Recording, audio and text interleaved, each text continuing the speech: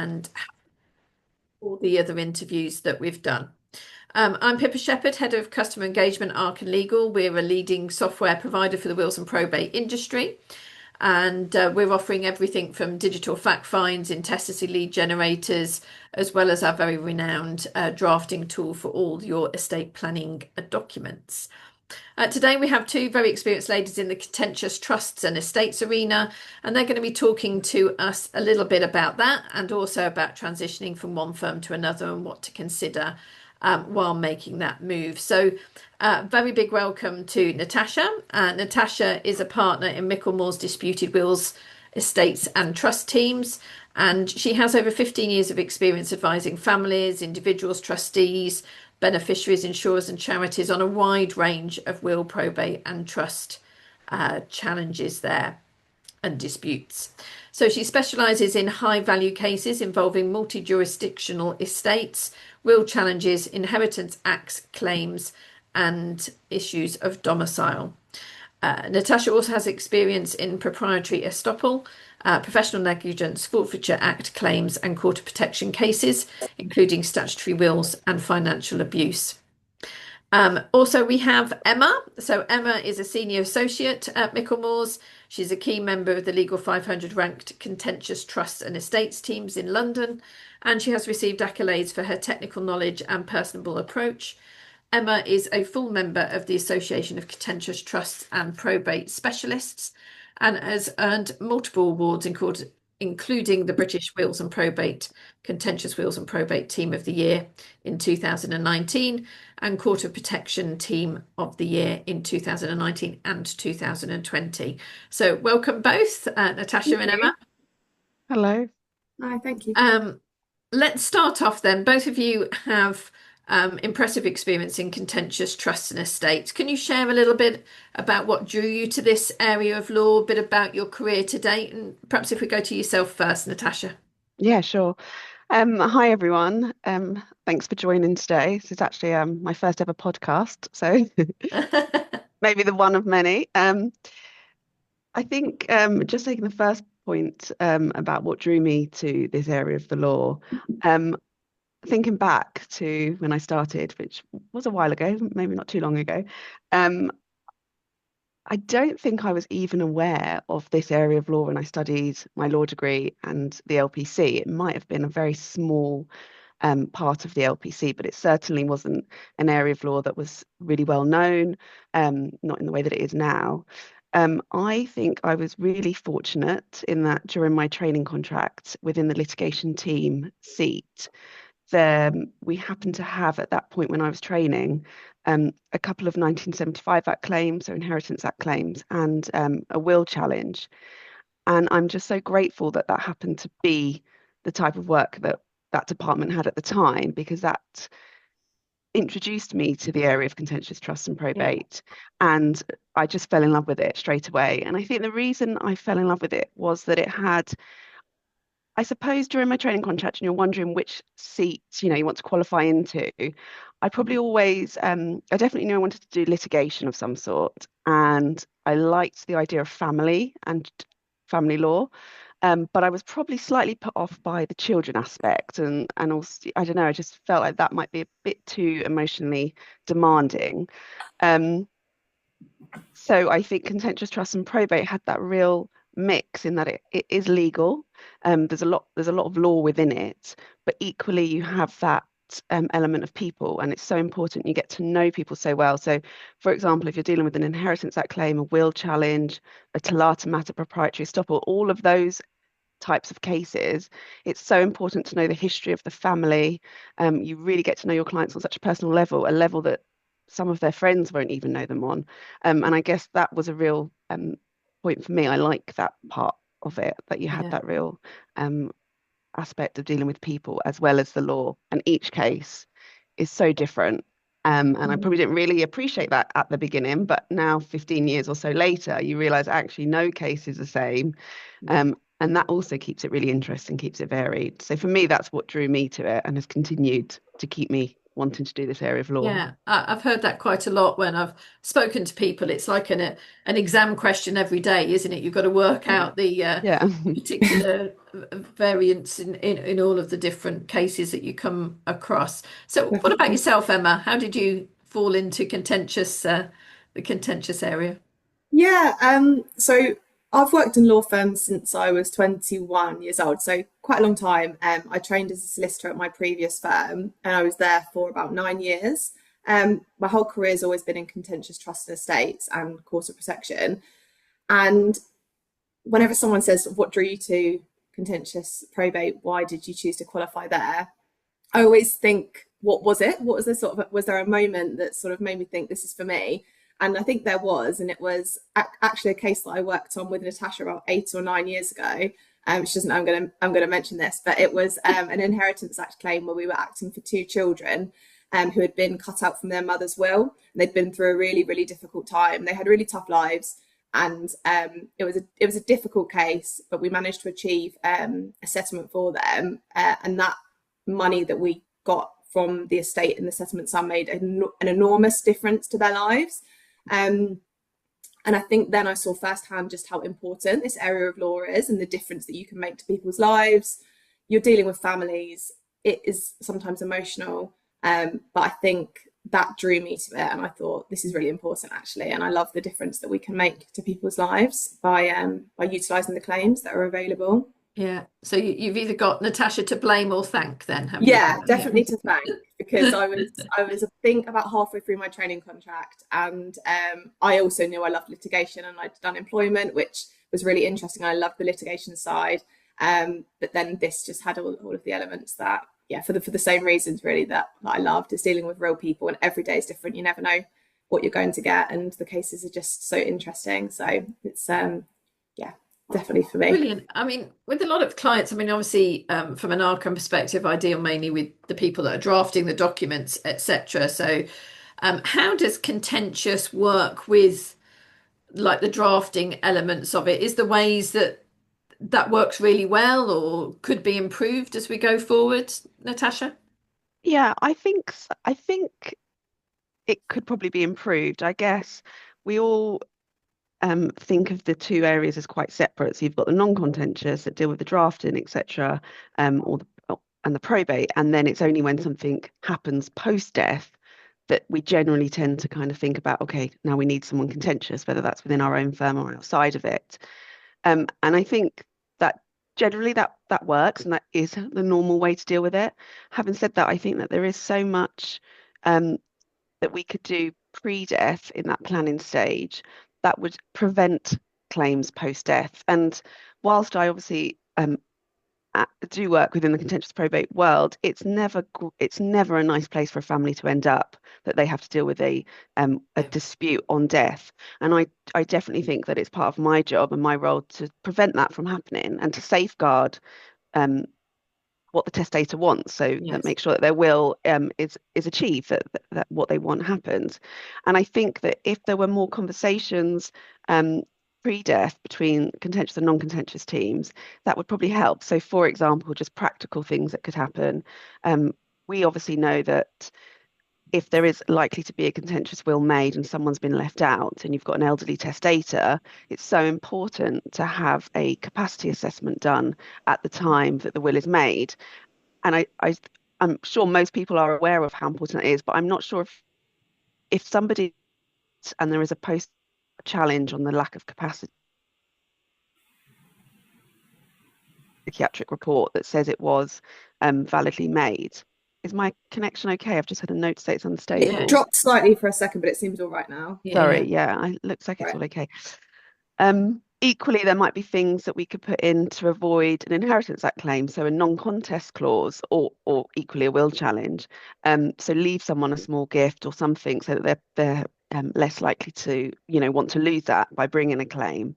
Yeah. And making sure that, attendance notes are all recorded. And I just think there's little tips that contentious lawyers could just share quite easily with their non-contentious colleagues just to make that more likely. So I think that um, it's just something to be aware of, I guess, each time you're drafting a will, particularly nowadays, wills are challenged. People are much more aware of their rights. Mm. We do live in a much more litigious world. And I think it's really important. Plus, it's really important from the solicitor's perspective because these claims end up costing, you know, tens of hundreds of thousands of pounds if taken all the way to trial. And Yeah, you don't want to be the one that's in the firing line for those costs because you didn't do X, Y, and Z, you didn't follow the golden rule, yeah, etc. And there yeah, has been a move and a shift within the cases recently where yeah, judges are putting the blame, I think very unfairly, on the solicitors that drafted the will if they yeah, haven't carried out due diligence and made sure, not to scaremonger, but it is yeah, happening. And it will, and now that the kind of gate has been opened, to yeah, argue that the solicitor should be brought into the proceedings or a cost order made against them. It's really important. And I think it's just taking a moment and having someone that you can ask, what yeah. should I do in this situation? Is there anything I should be doing to safeguard myself and the client? Yeah, absolutely. Because I think we can see, I think it was in the IRN reports, the uptake in contentious wills, the increase that we're seeing now in contentious wills and disputes, that really is going up. So it's a very good point to make. So you both moved recently to Michelmores, so in the last couple of years. So let's talk a bit about what advice you would give to somebody if they were considering moving firms. There might be people who obviously are in one firm a bit nervous about moving to another firm, etc. Um, any advice there, Natasha? Yeah, sure. Um, I think I guess the first thing to think about is what sort of firm you want to work for. And I think that there are so many different types of law firms and one is not going to be equal than the other. And I don't think any law firm, even if they look the same, similar on size, etc., on paper, they will be still very different. I think that's something to bear in mind. But I think it's working out what you want. So do you want to work for a big firm or a small firm? Do you want to work for a city firm or a regional firm? What kind of work do you want to do? Do you want to do national? Do you want to do international? Do you want to be part of a small team? Do you want to be part of a larger team? And actually really think about those questions because those questions Yeah, I think can easily um, go missed. And then I suppose once you've narrowed down what type of law firm you want to work in, and you might have a few that you have in mind, yeah, you may have come across them from other colleagues or acted on cases, etc. I think it's good to try and find out from people within the firm if you can, yeah, or people that you know that might have dealings with that firm. Like, what kind of firm is it? Is it the yeah, kind of firm that matches with my culture and what I want?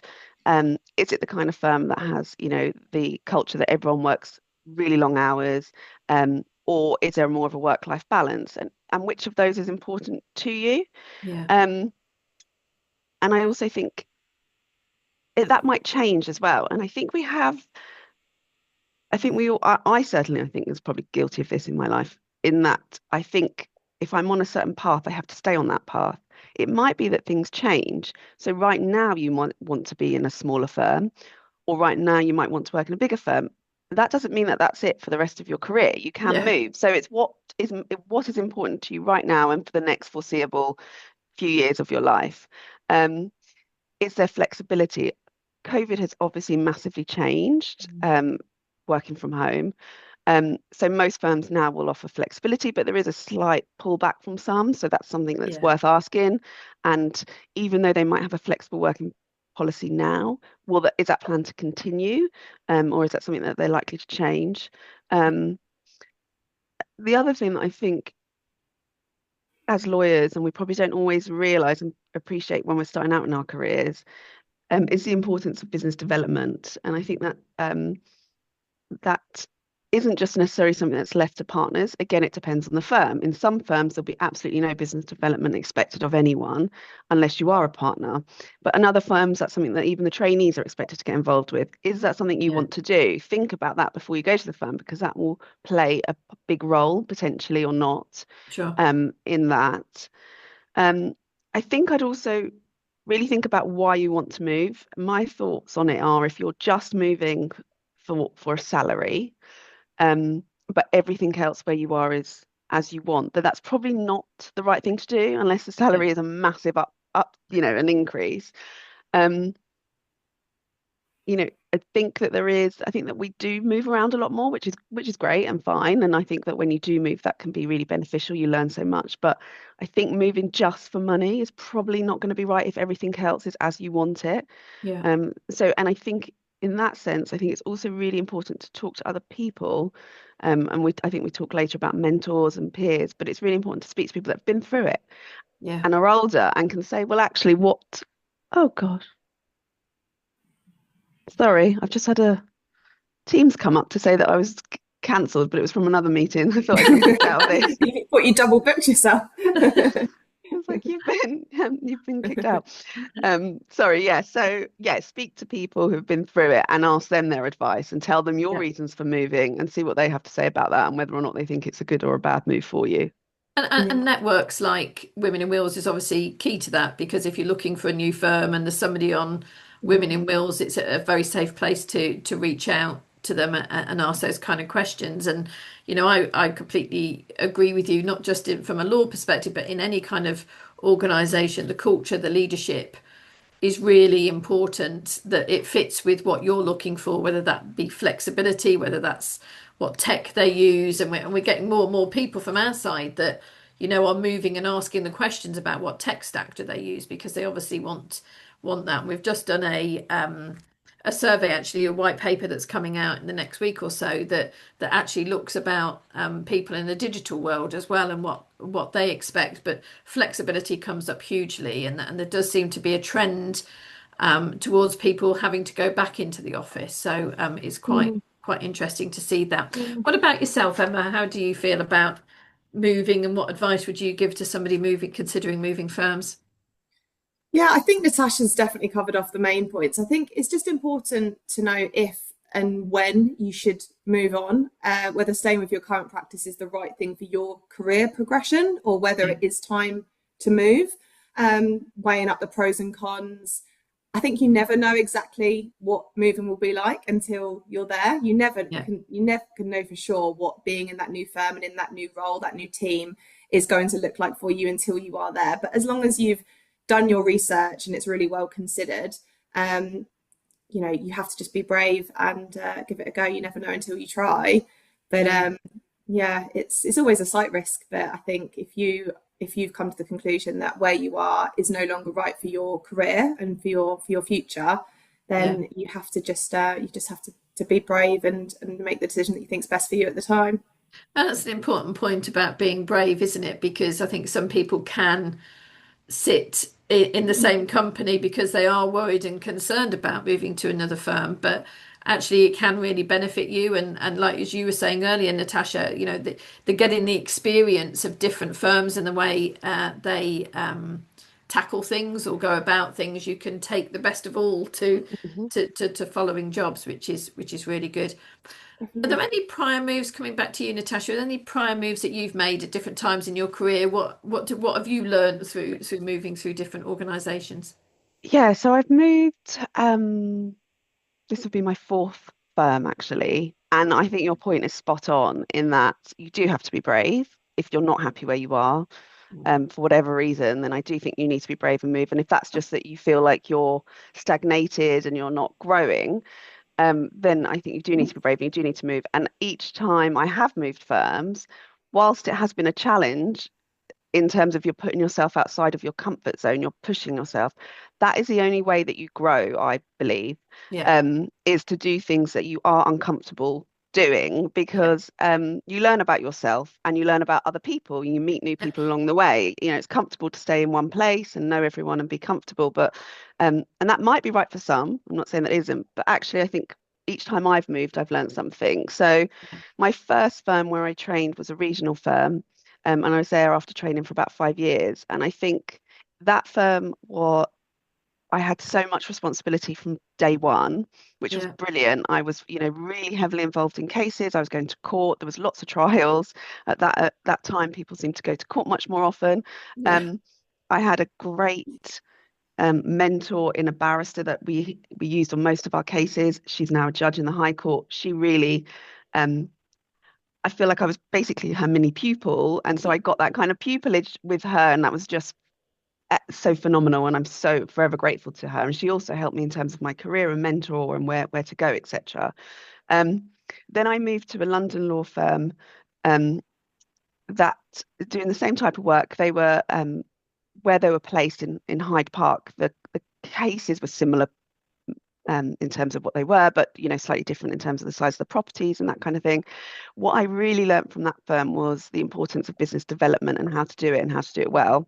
The firm had it spot on, I think, in terms of Yeah. their BD and the events that they went to, and they were a really young, fun firm, I would say, but also Yeah. doing really great work.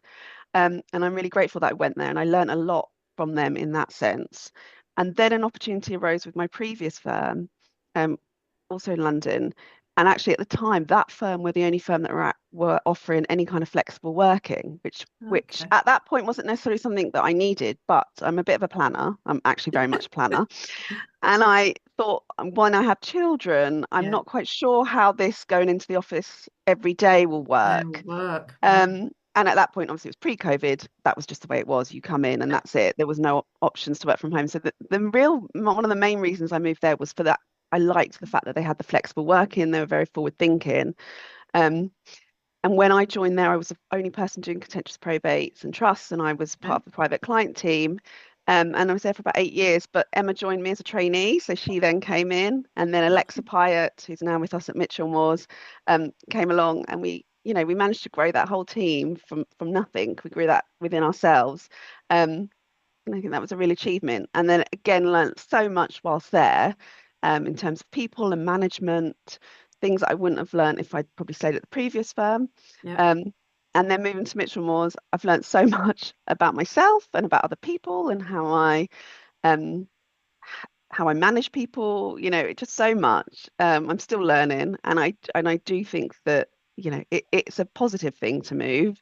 Yeah. Don't be afraid of it. Don't be afraid of it. If you're unhappy or you need a move, then just go ahead and do it. Absolutely. And I think just picking up on one of the things you said there about, the role that other people have, that in that mentoring space as well is important. And you get that at different places. You get that from different people as you go forward. And they can Definitely. be quite instrumental, can't they, in the whole career progression perspective to have allow you to have that room to grow. So you both work in contentious claims space. How do you think that's changed over time, and what would you say to other women thinking of entering that space? Emma, if I come to you. Yeah, I think it's changed a lot. I think even since I've been practicing, I've seen a shift in the amount of claims, the types of claims, the increase in certain claims. I think certain cases are quite well publicised. We've had a few high profile claims in this area. You seem to hear about it more in the news now, people challenging Yeah, wills, claims yeah, against estates. Maybe it was happening, but I don't remember it being as mm, much in the news and as it is nowadays. So I think because of that, people tend to hear more about things like will challenges, claims against estates. So people are more aware that these types of claims exist. They're more aware of their rights. Whereas before, you may not have even known, like Natasha said, that you could challenge a will or that you yeah, could seek provision from an estate if you didn't receive anything. So I think that's made a huge difference to the amount of claims and people just being more aware that they can take advice and maybe something can be done. I think another thing that's contributed is the complex family setups that we have nowadays. So we've got yeah, second husbands, second wives, blended families. Relationships are more complex.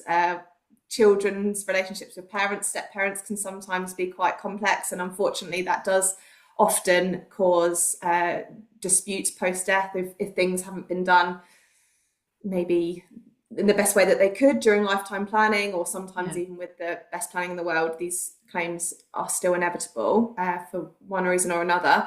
So I think that's contributed to seeing a shift in types of claims. People are living longer. So we've got things like properties that were purchased 60 years ago for perhaps not very much money, where people are passing away now actually with significant estates as a result of Yeah, a property that they've owned for a huge amount of time. yeah, That then big pot of money in the estate is unfortunately causing claims between children, maybe where there hasn't been wills or certain provisions made, and now there is really something to fight over, Yeah. whereas a long time ago that maybe wouldn't have been the case so much. Yeah.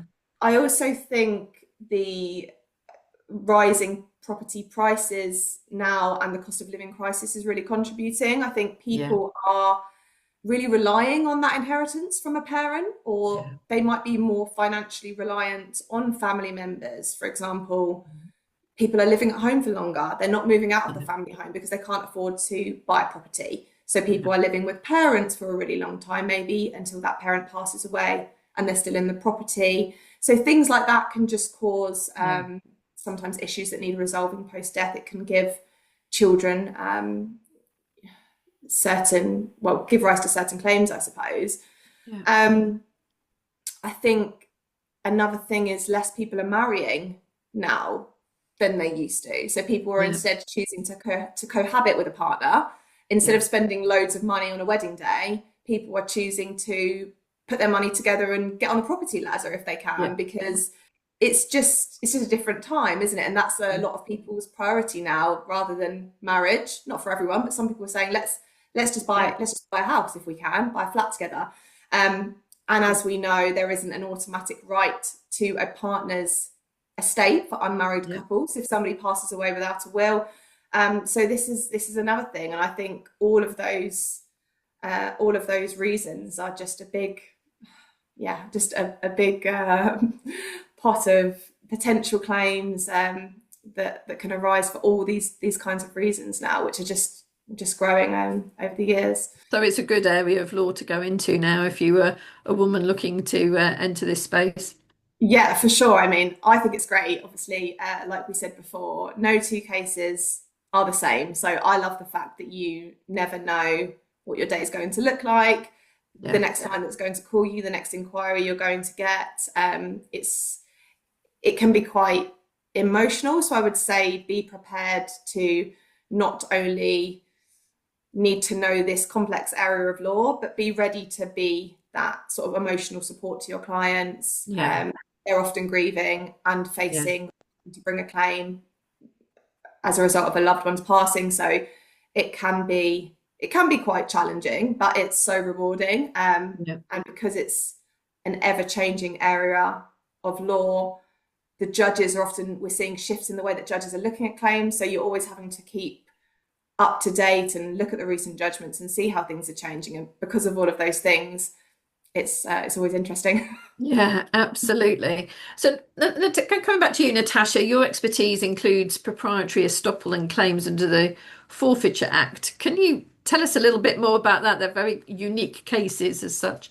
Yeah, so the proprietary estoppel claims are the typical farmer son sort of situation that everyone's probably familiar with from law school. So um, works on the farm on the basis that he's promised by parents that the farm will be left to him. This is the kind of thing where you see it. He Yeah, then works for little or no money, and lo and behold, parents change their mind either in lifetime or post death, and he finds out that actually doesn't inherit, and then he's obviously acted to his detriment within his life yeah, by working for low or no cost rather than pursuing another career, for example. And so proprietary estoppel claims kind of arise in that situation where there's a promise, you've relied on that promise and then suffered detriment as a result. But it can also happen not just in farming situations, but it can happen within businesses. So with family businesses, similar situation, working for low or no money. I think, again, the reason why there's been a increase is that we are all now much more aware of our rights. I do think like 20 years ago, there wasn't Google wasn't around, for example, or the Daily Mail definitely loves to talk about these cases, inheritance tax claims, will challenges, proprietary estoppel claims. There's been documentaries on inheritance act claims. There's probably been something on proprietary estoppel. There's just so much information out there yeah, that people can just Google and find out for themselves, realize they have a claim, and then they can go to a lawyer. So there has definitely been an increase. yeah, And I think that reason has been that we're all much more aware of our rights. Um, so that's kind of the proprietary estoppel side. In terms of the forfeiture, So the Forfeiture Act, 1982, that we're probably all familiar with, is that if you unlawfully kill somebody, you can't benefit from that crime, which is Yeah. correct, clearly. If you murder or somebody, you can't take under their will or intestacy or the survivorship. Um, that sometimes, even just in those situations, can create cases where it might be unfair, because somebody might not have. Um, it might not be the typical manslaughter or something. It might Yeah. be that it would create, if a husband, for example, was to crash a car and his wife died, then he wouldn't take, it could Yeah. create unfortunate situations. But the other way that we can see it happening is within assisted dying cases, which is obviously very much Okay. in the news. Yeah. And this is an area of law that especially our colleague Alexa Pyatt has been involved with the two leading reported cases in this area. So with the Suicide Act, it's not illegal to commit suicide. However, it is still a serious offence and unlawful to encourage or assist suicide. And in terms of assisted dying, where this comes into play is that somebody might decide they want to end their life and they go to a clinic abroad, um, but actually just traveling with a loved one or even booking their ticket and helping with the administration, you can actually, unfortunately, fall into you've assisted in the suicide. That will then trigger the forfeiture rule. So you Wow. will forfeit. Yeah, it's definitely worth reading a couple of the cases Yeah. if you haven't. It triggers a forfeiture act, and then you have to apply to the court for relief, because you can apply for relief under the Forfeiture Act, even in certain murder and manslaughter cases. Yeah. You have to apply to the court for relief from the forfeiture rule. Um, and that's the kind of work that we've been involved in within the firm. And as I said, Alexa's been leading on two of the most recent reported cases. Wow. I know that there's been obviously talk about the change in the law. Don't think it will necessarily impact certainly the cases that we've been involved in.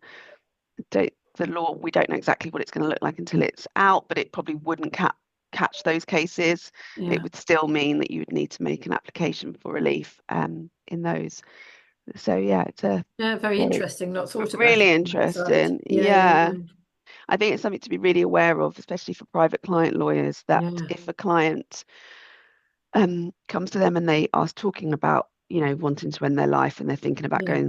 going to a Dignitas or somewhere similar, I think that there's a misconception that could, we're all maybe potentially aware that might have a criminal effect. Even that Yeah. might not, because assisting in a suicide isn't something that would automatically spring to mind. Yeah. But you might say, okay, there might be an issue there on a criminal side. But even if, and that, I think rightly, there aren't prosecutions brought for these assisted suicide Yeah. cases. There haven't been as yet.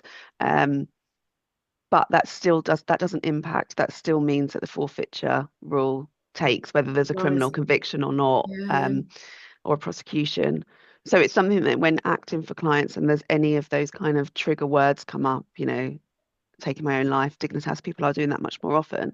Just Yeah. think about the impact that has on their will as drafted, Yeah. because you need to just think about things about, is it drafted in the right way? What could we do to change? How could we then make the application post-death for relief much easier? Yeah. And there are things you can do. And I think it's really important, as I meant, as we spoke about at the beginning, about joining up with a contentious lawyer. It's Yeah. crucial at that point to speak to a contentious lawyer, because there's lots of stuff that you can do pre-death Yeah.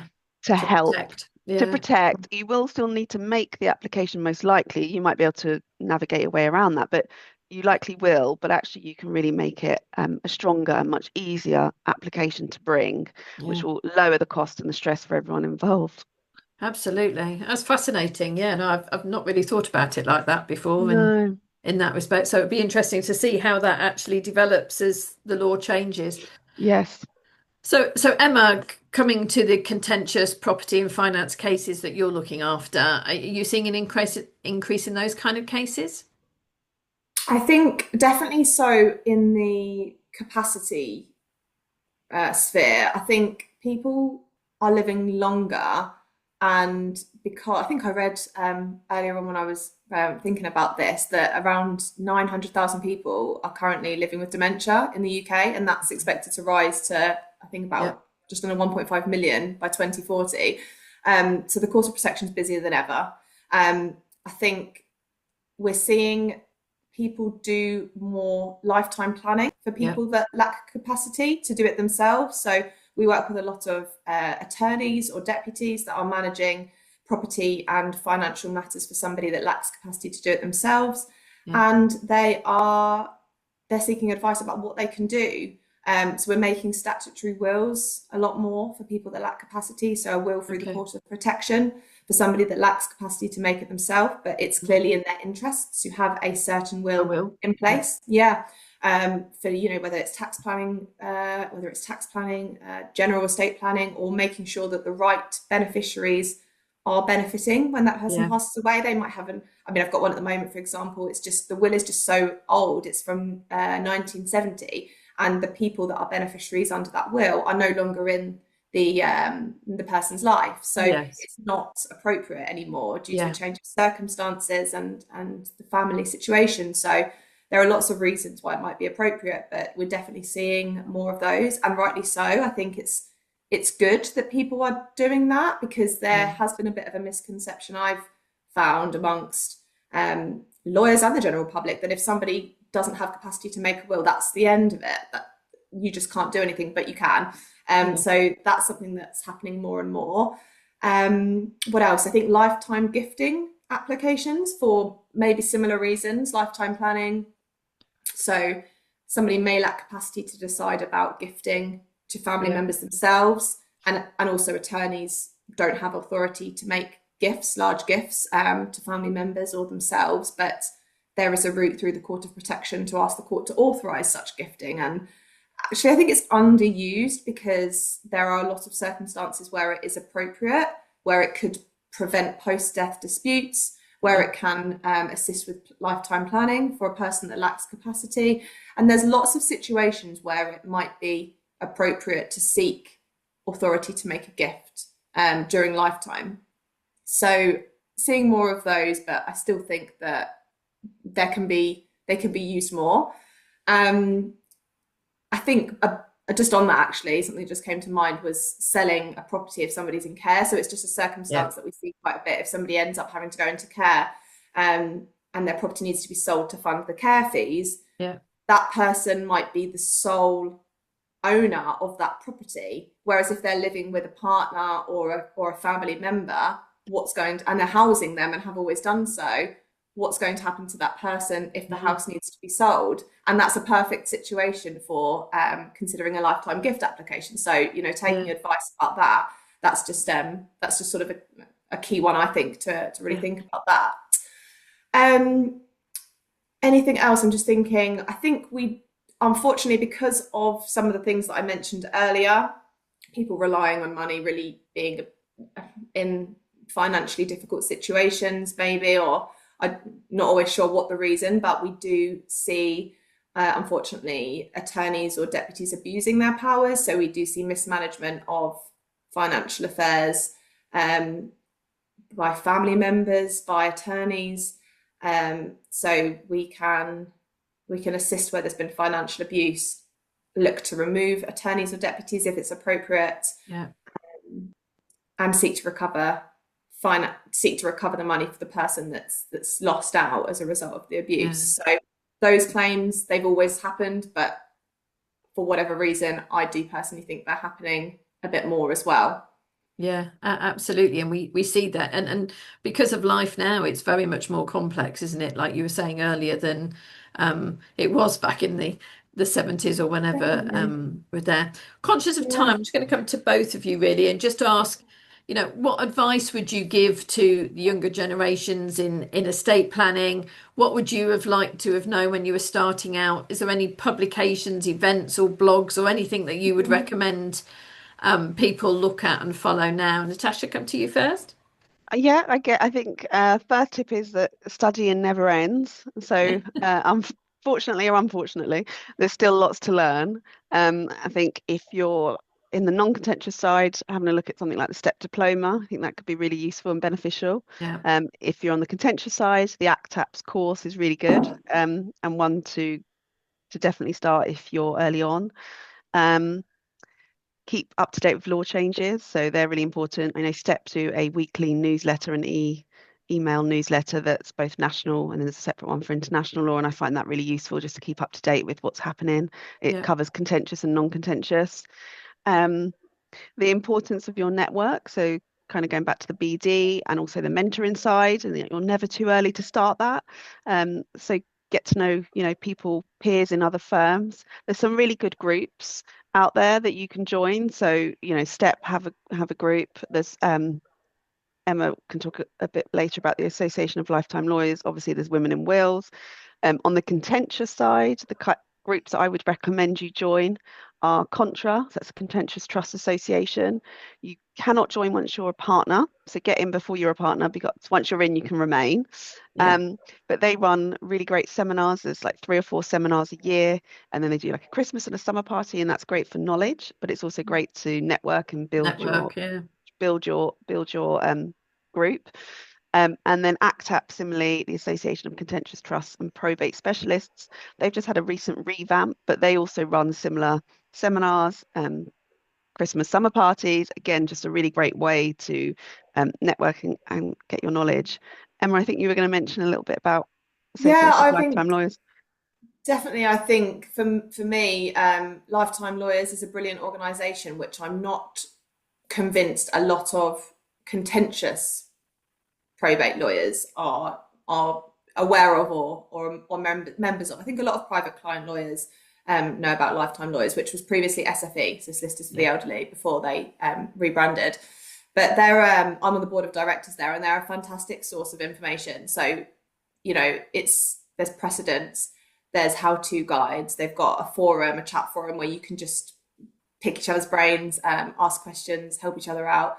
There's webinars, there's seminars, they do the newsletter, the updates, and it's such a good source of information for a lot of the things that we would want to know about. What's happening with the probate registry, with the OPG, what are the timeframes, what's going on, what do we need to do, what's the best way to navigate getting an application through quickly, things like that. The organisation are all over it, and becoming a member of that, I think, is really worthwhile doing if you're not already.